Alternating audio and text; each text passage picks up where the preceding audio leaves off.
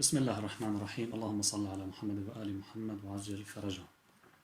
Assalamu alaikum wa rahmatullah, everyone. So in the time that I have, I will present an analysis of the circumstances that surrounded the imamate of Imam Zayn-ul Abidin alayhi salam. I'll try to shed light on some actions that the Imam made during the 34 years of his imamate, starting from Karbala.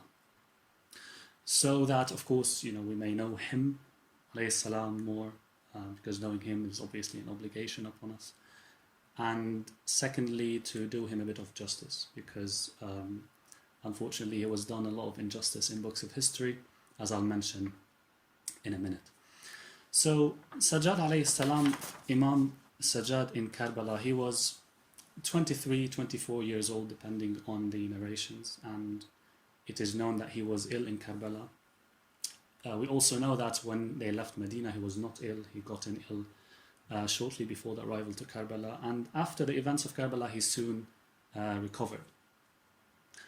Now, Imam's responsibility towards the Ummah basically started as an Imam, started in the afternoon on the day of Ashura.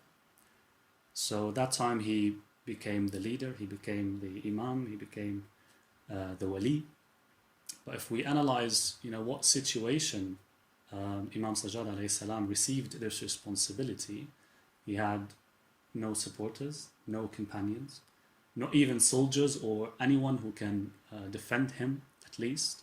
So all he had was Lady Zainab alayhi salam, his aunts, his sisters, his cousin ladies, the widows, the children. And if there was any companions or supporters for the Imam alayhi salam, they were either in the prisons or the dungeons of, Ubaidullah bin Ziyad's prison, Kufa, or in the prisons of Basra, or in the cities and countries of the Muslims, because many of those actually wanted to join Imam Hussain alayhi salam in Karbala, but they were arrested and they were captivated, and they were prevented from joining the Imam salamullah. So this is one. And secondly, in what surrounding spirit and atmosphere did Sajjad alayhi salam receive this imamate? Imam salamullah alayhi in Imam Zayn-ul Abidin, in a few hours he saw in his own eyes, with his own eyes, the martyrdom of his father, his two brothers, his uncles, his cousins, companions, the beloved companions of his father, in, as I said, in only a few hours. And Sajjad alayhi salam, when he received the imamate, there was also a state of terror basically that was prevailing in their part of the camp. Where on the opposite side, there was a huge army, no values, no humanity, no morals, ready to commit any atrocity basically when ordered by Umar bin Sa'd or bin Ziyad or Yazid. So these are the circumstances that the Imam salamullah alayhi became an actual Imam and a responsible leader for the Ummah now after the martyrdom of Imam Hussain alayhi salam. Now, we have a 23, 24 years old man who has now the responsibility of the preservance of the messages and the legacy of the prophets, to continue what Imam Hussain alayhi salam started in Karbala and to transmit the message and the events of Karbala across geography, across time, across generations, to all the generations until hopefully the Day of Judgment. And we all know that had it not been for Sajjad alayhi salam and Sayyidah Zainab salamullah alayha, the event of Karbala would have been lost in the desert and in history. So there were goals for Imam Hussain alayhi salam in Karbala, and Sajjad now has to work on accomplishing these goals using the available resources and the capacity that he had. Some of these goals that Imam Hussain had, we could say, preserving the true Muhammadi Islam and terminating the alleged legitimacy or sanctity around this so-called Umayyad Caliphate, confronting and defeating the Umayyad project, and at least awakening and exciting the Ummah. So Imam salamullah alayhi, Sajjad now has to basically seize every opportunity, every position, every meeting, every speech, sermon, pulpit, every gathering in order to try to accomplish and serve these goals. And the most important and the direct action was to actually clarify the reality of what happened in Karbala. who is the murderer, right? And who is the victim, at least. Who each belongs to, right? This was the first thing to do in front of the fraud, the falsification, the lying and deceit about the event itself and about who the victims were. You know, people would say these are people who were Khawarij, who defied and disobeyed the Amir al-Mu'mineen, and these are captives from wars from, you know, Daylam and Turk and Khurasan and so on. So it's the responsibility of the Imam at least to clarify who these women and children are. So uncovering the identity of the killer and the victim was the first job of Imam Salamullah alayhi. And this of course needed a great courage and a phenomenal readiness to die on the path of clarifying this truth. And this was evident in at least the 3 stops that the caravan of the captives went after Karbala, so in Kufa, in Sham, and in Medina. So if we start from Kufa, we know that they were, you know, the caravan of the captives was paraded in Kufa, and you hear this in the majalis, you know, you hear what happened to them. And, you know, they were entered to the court of Ubaydullah bin Ziyad, the governor of Kufa, and those who know him know him. So now if you picture with me, you know, there's this prestigious government, basically, a man who's a murderer, a man who is a victor, he is victorious by the military sense, and everyone is fearing him. And Sajjad alayhi salam is entered, chained, and later Lady Zaynab alayhi salam is also entered with the women and children. And, you know, narrations also talk about some argument that happened there, and Ubaydullah bin Ziyad threatened Imam Zayn-ul Abidin alayhi salam with death, and we all know the response of Imam Zayn-ul Abidin alayhi salam. He responded very courageously, أَبِي الْقَتْلِ تُهَدِّدُنِي يَبْنَ زِيَادٍ أَمَا عَلِمْتَ أَنَّ الْقَتْلَ لَنَا عَادَةٌ وَكَرَامَتُنَا مِنَ اللَّهِ الشَّهَادَةِ. Are you threatening us with death? Right? We are used to death, and Allah subhanahu wa ta'ala has dignified us with martyrdom. In other narrations, Imam Salamullah alayhi, he calls him by Yabna Tulaqa, not Ibn Ziyad, reminding him of who, you know, his fathers were and the stance of the fathers of Ubaydullah against the Prophet until the last moment, where they had to convert or submit to the Prophet after they were defeated. So this was the first stop, and of course the second stop was even harder. In Sham, the situation was much more difficult, and it required even greater courage, because first, now it is the court of Yazid, Yazid being the source and the central government, basically, not a branch like, you know, the mini government of Ubaydullah bin Ziyad in Kufa. And the second challenge is that Sham did not know but Banu Umayyah, basically, right? Because since the Islamic expansion during the early days of Islam, the first governor that was appointed to rule over Sham was Yazid bin Abi Sufyan, and then after Yazid bin Abi Sufyan came Muawiyah bin Abi Sufyan, after Muawiyah bin Abi Sufyan came Yazid bin Muawiyah bin Abi Sufyan. So the people of Sham, or let's say since the first days of Islam, for the people of Sham, their governors were the sons of Abu Sufyan, and they showed them of Islam whatever served their own goals, basically. The authoritarian, royal, tyrannical rule that they had always plotted and planned for. So the reality was that the people of Sham were deceived, basically, and did not know anything about many of the companions, about Ahlul Bayt alayhim salam, about the status of Lady Fatima salamullah alayha, the status of Imam Ali alayhi salam. And we all know that after Imam Ali was killed, right, the news arrived to Sham, and people in Sham would even question, did Imam Ali even pray? Right? Was he even Muslim? So this is therefore why you notice that in Sham, the speech of Imam Sajad alayhi salam changed from the one delivered in Kufa. Because the people in Kufa knew Imam Ali alayhi salam. They knew Zaynab, they knew Imam Hussain, they knew Imam Hussain. So Imam Zayn-ul Abidin alayhi salam did not have really to clarify who these were. And did not have to clarify, you know, we're not captives of war from non-Muslims, we are not Khawarij, we are actually the children of the Prophet. The Kufans knew it. But this kind of speech had to be, this new kind of speech had to be given in Sham to the people who have been basically deceived by Yazid and his father and his uncle. So in the speech of Sham, or the sermon that Imam Salamullah alayhi delivered, he showed his true eloquence and his true courage. the essence of which appeared actually in the tough circumstances surrounding that speech.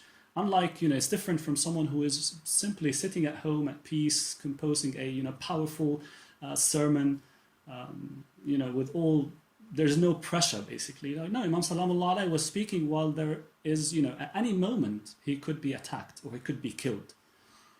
So, and even when he would address Yazid in that sermon, he would not call him, Amir al-Mu'mineen. He would address him by the name, Ya Yazid. When many people, of course, would not dare to drop such titles. Because there was no leniency, basically, or mercy with dropping such formalities with people like Yazid. So Imam Sajjad Salamullah Alayhi stands there now, and he has the time to clarify who the one standing is, who these women in the court are, who the children were, who the people murdered in Karbala were. And then Imam Salamullah, of course, delivers the very famous sermon in which he says, من عرفني فقد عرفني ومن لم يعرفني أنبأته بحسبي ونسبي أنا ابن مكة ومنى أنا ابن زمزم والصفا إلى آخره. So this was the second point, or second stage basically. The third was arriving to Medina. Now Sajad alayhi salam, of course, could have entered at night when no one is seeing, because that's how the defeated and the broken go back home. Imam Salamullah Alayhi did not do that. When he approached Medina, he asked Bishr, a very well-known poet back then, if he has some poetry to say. So Bishr went to Medina and informed people about the tragedy that that happened in Karbala, and that Sajjad is on his way. So people came to receive the Imam, and Bishr narrates or says that all the Medinians went out and received the Imam, and there was weeping that I had never seen before.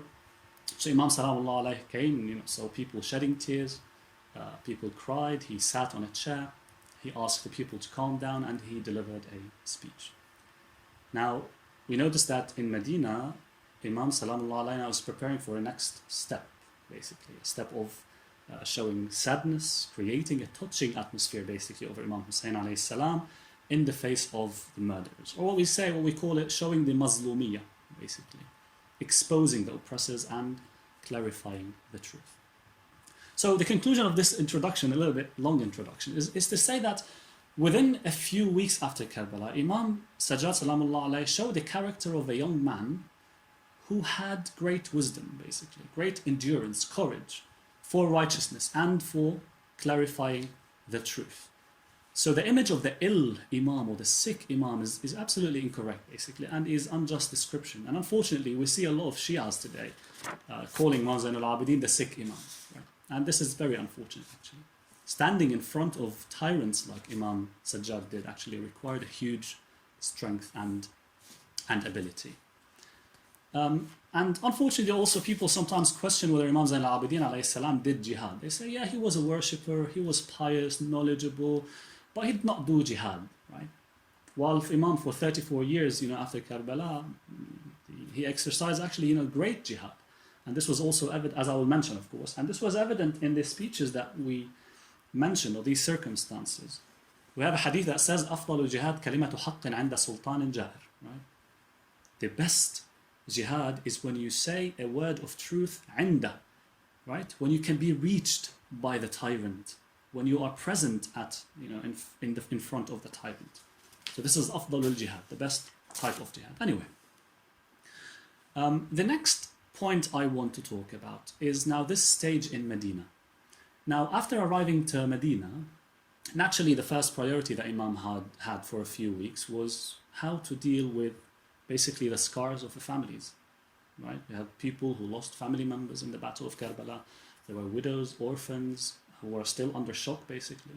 Just like what would happen after any battle. But in the broader sense of this, Imam has to work now on rebuilding a movement of people who are followers of Ahlul Bayt, who are followers of Imam Ali alayhi salam.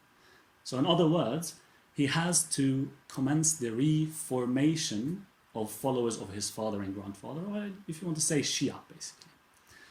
So, and these were a few lost people spread in the countries, hiding in some tribes, and many of them, as I said, prisons of Kufa, prisons of Basra, meaning that Imam Sajjad alayhi salam now has to start from low numbers, if not from zero even. So despite the huge challenges, Imam started. Now the challenges were, there was first huge distances, right? No means of communication, no media. Many of the ones who fled and hid far away, they were not even knowing, they did not even know what happened in Karbala until maybe weeks after the incident. And many also, the same applies to the prisoners. Another challenge was that the Imam Salamullah alayhi was under continuous surveillance from the Umayyad government, because they saw in him a threat, basically, a threat to their tyrannical Jahili rule. So Imam himself, his existence was actually a threat to these people, let alone having a group of people around them, and Imam Salamullah alayhi would then be accused of mobilizing revolutions, and these also, things like that happened during that time. I will not touch upon these. So also in the first and second year as well after the event of Karbala, there was an atmosphere of terror in Medina, really. We know about the waqi'ah of Harra, waqi'at al-Harra, the events of Harra, where Yazid sent Muslim bin Uqba and he committed the atrocities or the massacre in Medina, and he sent an army, Yazid sent an army to hit the Kaaba with catapult. So even the people who wished to communicate with the Imam Salamullah alayhi kept distance in the first years. So these years were very difficult to start. So in spite of all these challenges, Imam Salamullah alayhi, he started his action plan. And so he was able, in the end, to reformulate this group and this movement, who were known in a way or another to be the Shia, or the followers of Ahlul Bayt, as I mentioned. Okay? So now we want to talk about Imam Salamullah alayhi as a new founder of the Shia existence in the Ummah. Right? Because after Karbala, there was really a knockdown that this existence received. Imagine a group whose leader was killed at the level and the status of Imam Hussain alayhi salam, a group whose first row was killed, second row was killed, third row was killed, and the supporters were either killed, imprisoned, or astray in the deserts, basically. So what's a tough psychological atmosphere? So this is the first part, or the first responsibility or aim that Imam Zayn-ul Abidin alayhi salam had, to create this elite. The second goal that Imam Zayn-ul Abidin seems to have had in Medina, actually, was that, which was also a challenge to the regime of the ruling authorities, and that was establishing and founding everything related to reviving the memory and the remembrance of Imam Hussain alayhi salam. Right? Of course, Imam Zayn-ul Abidin started this immediately after the events of Karbala, but it started to become more evident and more structured upon arriving to Medina.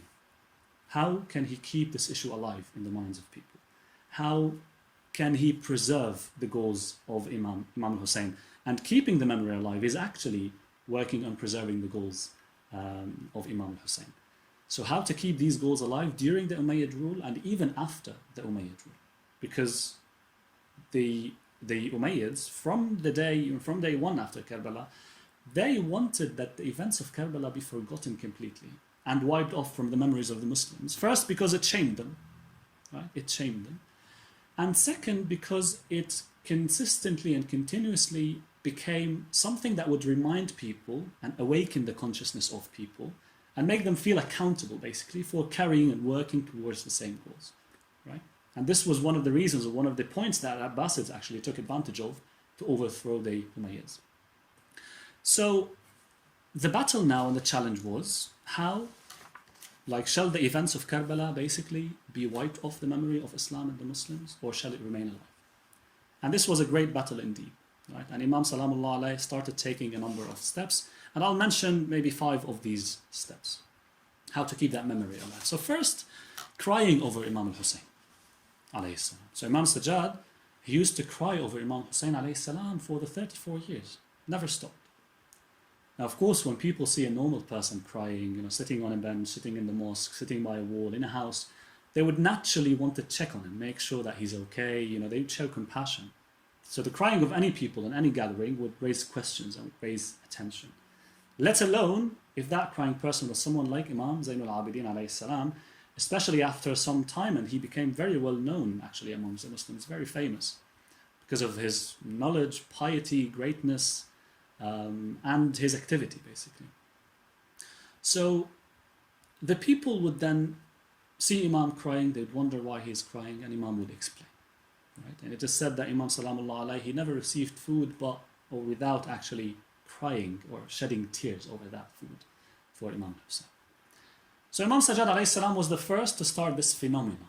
Yes, we have in our narrations that the Prophet sallallahu alaihi wasallam, Sayyidah Zahra, Imam Ali, Imam Hassan, they cried, right? But these were, a few incidents compared to what Imam is doing now, Imam Sajjad, which is basically starting a public phenomenon or a continuous thing. So this was one step. The second, visiting Imam Hussain. Right? So we can say that the first to establish the action of ziyarah or visit of Imam Hussain alayhi salam was Imam Zayn-ul Abidin, Imam Sajjad. Right?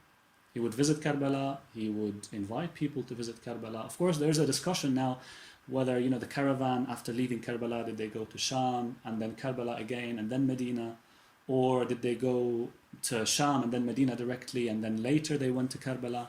But in any case, Imam Zayn-ul Abidin alayhi salam used to encourage people to go to the ziyarah, and this is how the ziyarah phenomenon actually started developing, right? From individual visits to group visits until what we see today, alhamdulillah. People, millions visiting the shrines, and the shrine would never be empty all around the world and peaking in the Arba'in, absolutely magnificent. So this all started with one man, basically, who was Imam Zayn-ul Abidin alayhi salam. Third, using the turba of Karbala in sujood. The first one to use the turba from Karbala in the prayers was Imam Sajjad salamullah. So this is now we're talking about the history of how many of the Shia practices basically started. So Sajjad alayhi salam, he had this piece of cloth and he used to have sand from the shrine of Imam Hussain alayhi salam in it. At the time of prayers, he would untie it and put it on the floor and do the prostration on this sand. Now, if we want to analyze this, we could see that Imam Sajjad salamullah alayhi is basically establishing sujood on the Hussaini turba. Maybe he's trying to establish a connection between the essence and the reality of the prayers and Imam Hussain alayhi salam, between worship and struggle or jihad for the noble causes, let's say, between submission to Allah subhanahu wa ta'ala, which is shown in this sujood, described as the peak of submission in the ibadah, right? And the refusal to submit to anyone but Allah subhanahu wa ta'ala. And this is the stance that this turba is actually reminding of. So this is also one way of the continuous revival of the cause until the day of judgment. Number 4, establishing the aza gatherings, basically, the matam, the majlis, right? So Sajjad salamullah alayhi used to make aza gatherings in his house with the family, children, companions. Those Muslims who visit during the Hajj, of course, they used to visit Medina, and if the poet visits, he would recite about the tragedy, and they would cry over Imam Hussain alayhi salam. So this is a reminder of the people, a reminder to the people of the incident. So, and this was the beginning actually of the majalis, which continued later with the Imams alayhim salam, and it started taking a wider, larger form during the Abbasid rule for some circumstances, and until it reached us to date, basically. So if you track the historical roots of when did all this start, it had started with Imam Salamullah alayhi. 5, benefiting from different situations that Imam Salamullah alayhi used to take advantage actually of, to remind of it. They say that Imam Sajjad alayhi salam had a ring from Imam Hussain, from his father. And they say that was different from the ring that was looted from Imam Hussain during the events of Karbala. It was a part of a package that Imam left with Salama. And Imam Zayn-ul Abidin used to wear that ring and tell people that this is the ring of my father Hussain, right? Reminding them of his father. Another example is, for example, and that's something I remember I mentioned in the prayer room at some time, that when Imam Zayn-ul Abidin would talk about people, for example, about being trustworthy, he talks to people about being trustworthy and how trustworthiness is important, and that Islam, is honesty, is trustworthiness. Imam Salamullah alayhi could have said, for example, trustworthiness is important. Trustworthiness is wajib. The Prophet recommended it. Right? ABC, whatever. But we see that Imam Salamullah alayhi says, عليكم بأداء الأمانة. Imam Sajjad. فوالذي بعث محمدا بالحق نبيا لو أن قاتل أبي الحسين عليه السلام ائتمنني على السيف الذي قتله به لأديته إليه. So return back trusts, or be trustworthy, by the Lord who sent Muhammad as prophet with righteousness. If the killer of my father Hussein bin Ali entrusted me with the sword with which he killed him, I would keep the trust. So look at the example that Imam Sajjad alayhi salam is using here, the killer of my father. Okay? So in this hadith we can obviously see that Imam wanted to emphasize the greatness, the importance of this value, trustworthiness. You know, especially that giving back a sword that killed his father could mean that his life himself also would be in danger. Right? So this is, in one end, the importance of the value of trustworthiness, and from the other end, reminding people of the tragedy of his father. So the conclusion of this second part of my talk is to say that, you know, Imam Salamullah alayh actually revived or sought different forms of reviving the cause of Imam Hussain alayhi salam. Okay, in the conscience and the consciousness of the ummah, and via the continuous explanation, clarification in his actions, speeches, and in different circumstances or different opportunities. Now, the last part of my talk, I will touch upon also one very important step that Imam Zayn-ul Abidin alayhi salam took.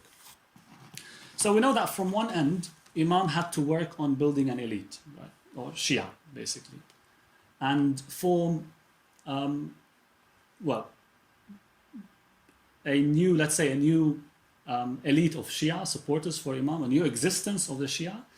And from the other end, Imam Salamullah alayhi had a responsibility, right, to guide people, to invite them to Islam, because this was, you know, his main responsibility as well, preserving and acquainting people with the true Muhammadi Islam. Okay, and I'll start from an example that, you know, to me I found it to be very full of inspiration and creativity. Right, one lesson you can learn from that is no matter how you see the world, you know, blocked from solutions, no matter how you see the evil driving plans preventing you from, you know, going there and getting your goals that serve Allah subhanahu wa ta'ala's rida, there's always a way, basically. And, you know, we mentioned that there was a siege and control, basically, from the Umayyad government over Imam Sajjaad alayhi salam, and it was very tight, right?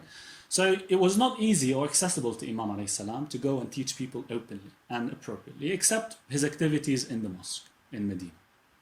Okay, and this, even that, was actually very restricted, let alone building, you know, an elite followers of the Ahlul Bayt or general followers. So if this was to be done openly, the Imam and these followers would have been easily, you know, found and captured or even executed. And we have, you know, names in history of people who were executed, of the followers of Imam Zayn-ul Abidin. So, as you may know, that during that period of time, there were wars and conquests of the lands neighboring the Muslim lands. Right? And at that time, some traditions were introduced, like taking people as slaves, as captives, women, children of the defeated, right? And selling them in the markets as slaves. And they used to be in hundreds, even in thousands of people.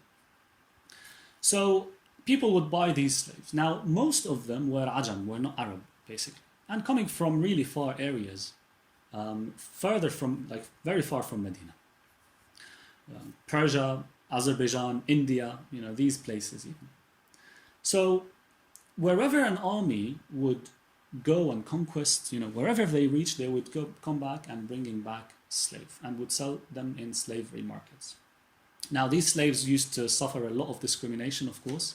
The class of free and slave, the free would act with, you know, obsession, possession, authority, aggression, right, towards these slaves, more like dealing with animals by the standards of that time than dealing with human beings. Another was the racial discrimination, of course. The Umayyad view was actually based on the higher status of the Arabs versus non-Arabs, right? Arab versus Ajam, and they created this in their very foundation of the rule, in clear opposition of the Quranic teaching or the teachings of the Sunnah and the Hadith of our prophets, right? لا فضل لعربي على أعجمي إلا بالتقوى. So they used to discriminate on this basis. They didn't really care about the beliefs of these slaves. They didn't really care about the intellectual status, the well-being. It was none of their business, basically. All they saw in these slaves was dirhams, dinars, money, and their market value.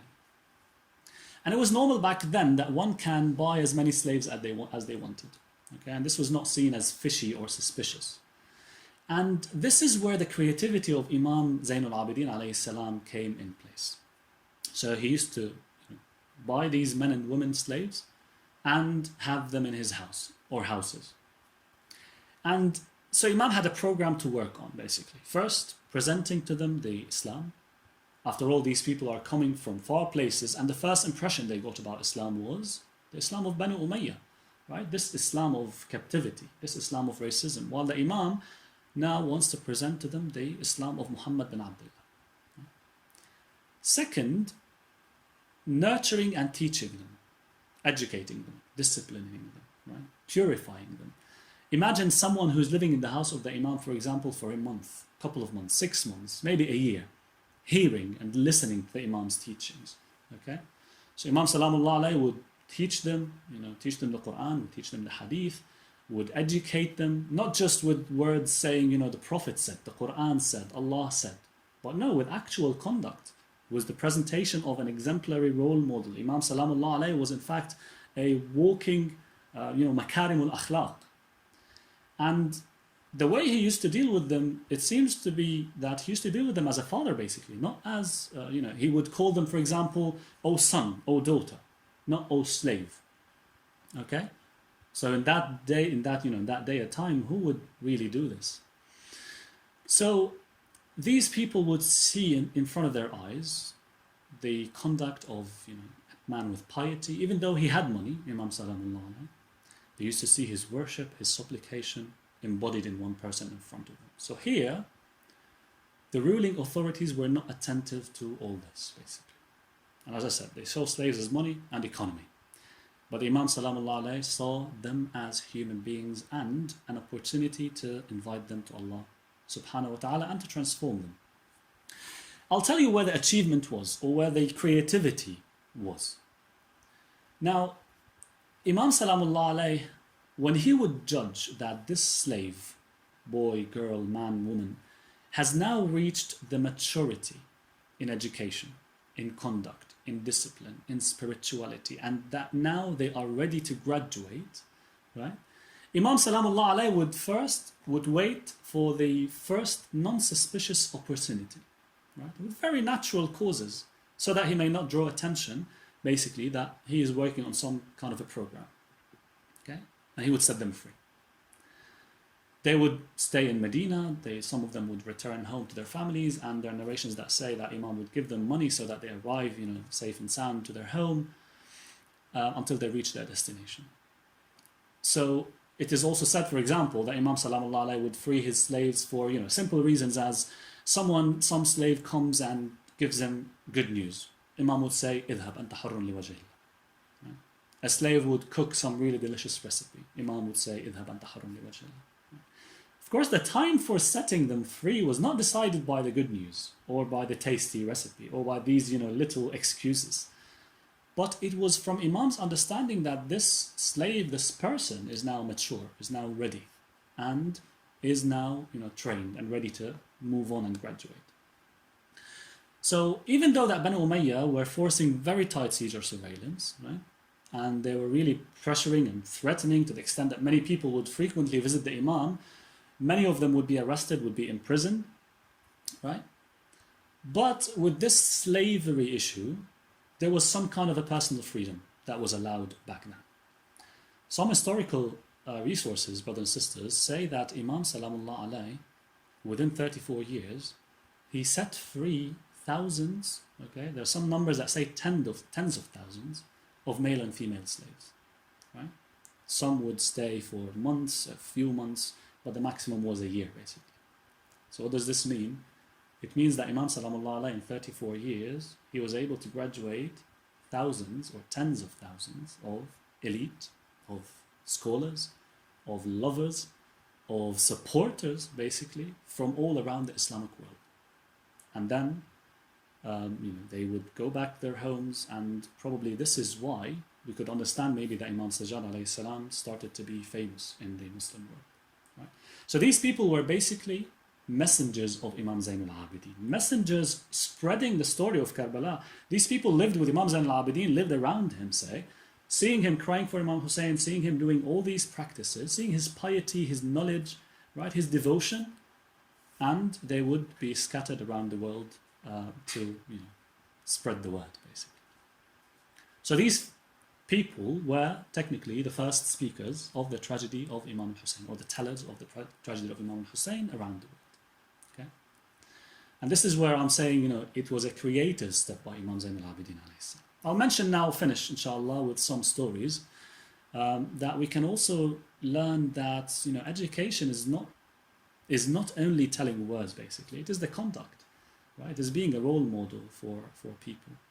This is maybe one of the most important lessons that we can learn from Imam Zayn al-Abidin. So the story number 1, it says, نادى علي بن الحسين عليه السلام مملوكه مرتين. Imam Zayn al-Abidin called upon a slave that he had twice. فلم يجبه.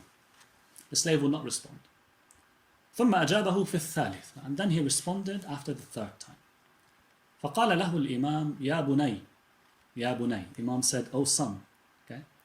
أما سمعت صوتي? Did you not hear my voice? Yeah. فقال المملوك بلى. The slave said, "Yes, I heard you." Imam says, فما بالك لم تجبني? Why would you then not answer? The slave says, أمنتك. Means I feel secure around you. I know your tolerance, I know your care, I know your patience, right? I'm feeling secure. Basically, he's being lazy, right? He's being too comfortable, too relaxed. Imam says, Alhamdulillah الذي جعل مملوكي يأمنني. Alhamdulillah that he made my slave feel secure around me.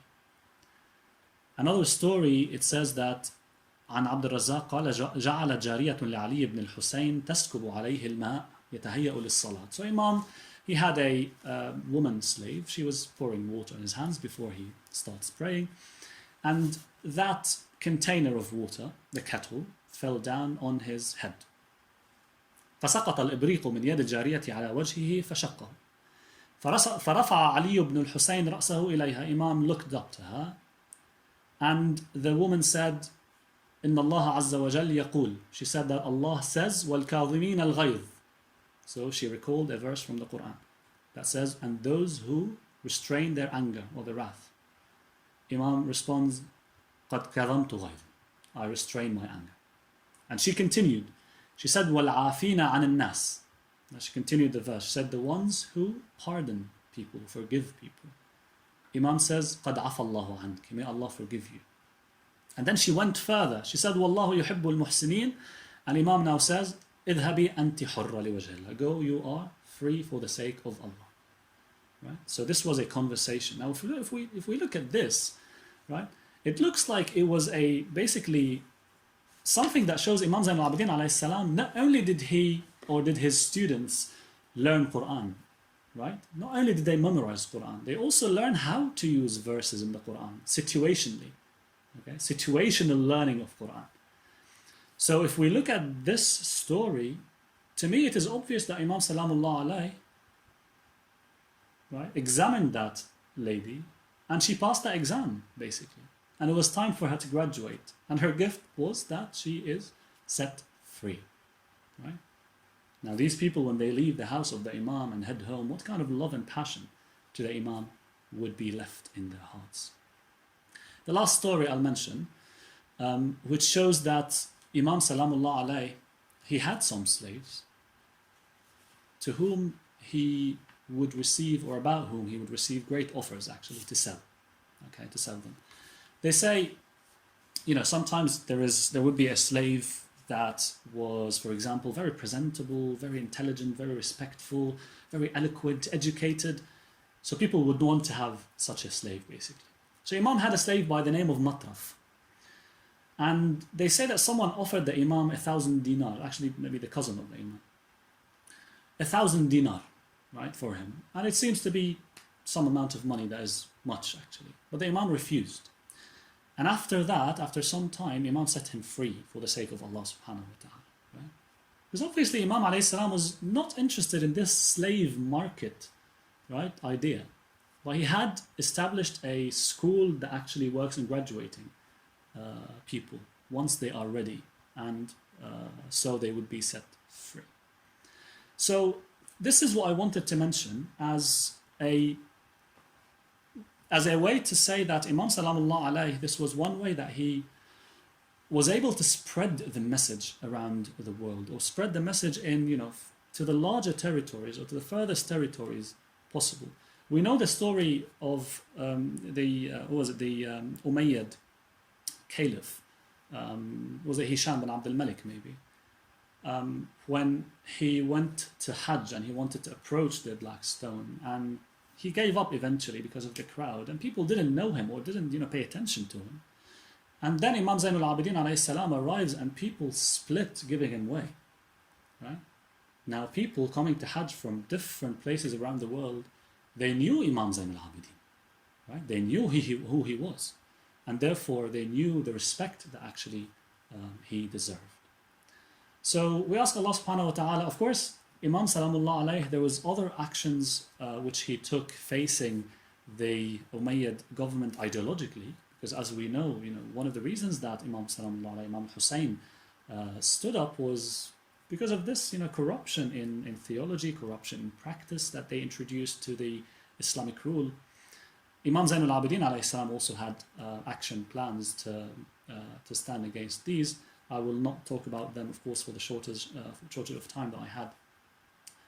But we ask Allah subhanahu wa ta'ala that inshallah may we be of those people who understood Imam's actions, who understood basically how he, what actions he took, and how he was a true mujahid, how he truly did a jihad, not only with all the traditions that we inherited coming from him, salamullah alayhi, but also with all what we have now of knowledge base about what happened in Karbala and about Islam. Imam Salamullah alayhi would say that Zainab was a true messenger of that mission.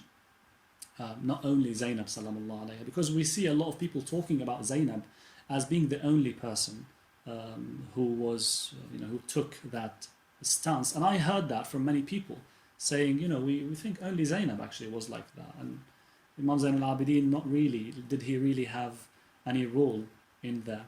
It is unfortunate, of course, to hear people thinking that when Imam Salamullah alayhi was in forefront in action. We ask Allah subhanahu wa ta'ala, of course, that He may accept from us and from you, and as we celebrate His birthday, which was last week. وآخر دعوانا أن الحمد لله رب العالمين.